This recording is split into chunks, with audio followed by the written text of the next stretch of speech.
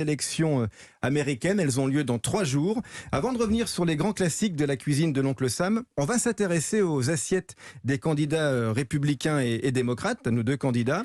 Et nous sommes avec la chef et auteure culinaire Kathleen Clarity. Hi Kathleen. Hello. Welcome. Merci. Ravi de vous recevoir à la table des bons vivants. Vous êtes déjà venu nous voir. Vous êtes auteur de la cuisine américaine familiale et authentique aux éditions Hachette, qui est une véritable bible. Si vous aimez la cuisine américaine, je vous conseille vivement ce livre avec plus de 240 recettes.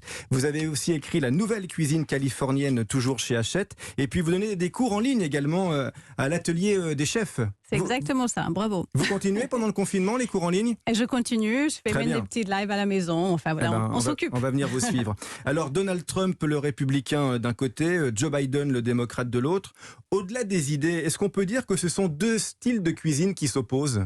Oh oui, je pense. Oui, on peut le dire comme ça, oui. Ils n'ont pas le même gabarit d'ailleurs. Déjà, oui. Par exemple.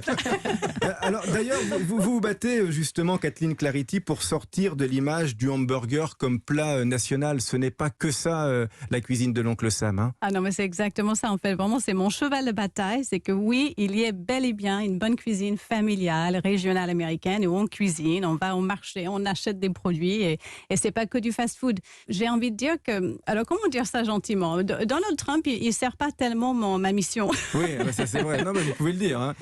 C'est vrai qu'il y a 51 États aux États-Unis, certains au bord de l'eau, d'autres dans le désert, d'autres dans les montagnes. Donc on a affaire à une cuisine et à un terroir très diversifié. Oh, extrêmement. Moi, en fait, on ne peut pas dire la cuisine américaine, on peut dire des cuisines américaines. C'est tellement lié aux immigrés, aux locations. Enfin, là, on se trouve dans le pays, qu'on soit au plein centre des plaines. Évidemment, la cuisine n'a rien à voir avec celle qu'on va trouver sur la côte ouest de la côte est, qui va plutôt tourner vers la mer. Enfin, c'est très divers et varié. Oui, il y a par exemple la tarte aux noix de pécan, ça c'est le sud, c'est la Louisiane. C'est la Louisiane, parce que c'est là où il y a des noix de pécan et effectivement toute la plantation et la culture des noix de pécan. Et la soupe de riz sauvage du Minnesota, ça c'est au nord. Ça c'est très bien, c'est là d'où je viens, donc c'est très bon choix, Laurent. Merci beaucoup. Oui, complètement, c'est les Indiens en fait, c'est les Amérindiens qui cultivaient les riz sauvages. Qu'est-ce que c'est bon le riz sauvage, j'adore ça moi. Alors dans 3 jours, les Américains votent, Kathleen. Quel est le profil culinaire des candidats ? Comment vous les définiriez ? Alors, Trump vient de New York, mais de Queens, et Biden vient de l'État de Pennsylvanie. Donc, en fait, Trump, il va être plutôt très cuisine américaine, mais c'est un peu mauvaise image de la cuisine américaine. Il assume qu'il aime les burgers. Ah ben, il assume complètement.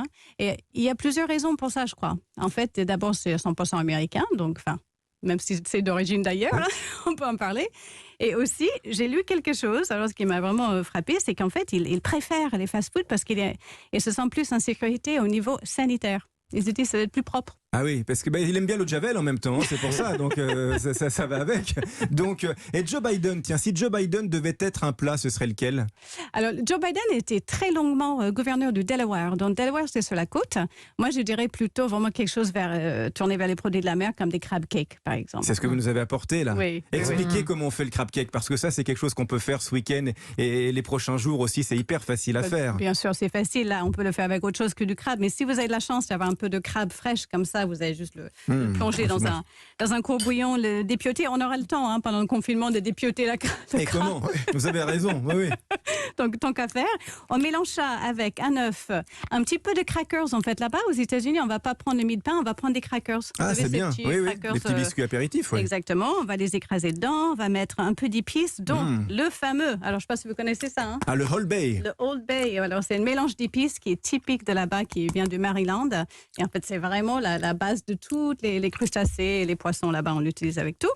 Moi, j'ai mis un peu d'oignon, j'ai mis un tout petit peu de mayonnaise dedans. Hop, on fait comme des petits gâteaux, on les fait frire à la poêle. Et ça, ça représente Joe Biden parce que vous dites, il vient de là-bas et il est plus porté sur les produits de la mer. C'est croustillant moelleux, c'est délicieux. Et puis il y a une petite sauce avec. J'adore la petite sauce qui vient avec. Qu'est-ce que c'est ? C'est super simple. La sauce, c'est mayonnaise maison, merci. Et avec un peu de sriracha. Je ne sais pas si vous connaissez ça, cette sauce piquante. Voilà, exactement. Ça donne un côté un peu épicé. Ouais. Et vous nous avez apporté des mini-burgers. C'est magnifique. Alors, il en faut 12 pour Trump, mais nous, on est ravis. Ouais, mais moi, j'en veux bien, tiens. Alors, il y a des mini-burgers, ce qu'on appelle des sliders. Alors, les sliders, parce qu'ils glissent, en fait. C'est super rigolo. Ça vient d'une chaîne, une petite chaîne de burgers aux États-Unis qui s'appelle White Castle, donc Château Blanc.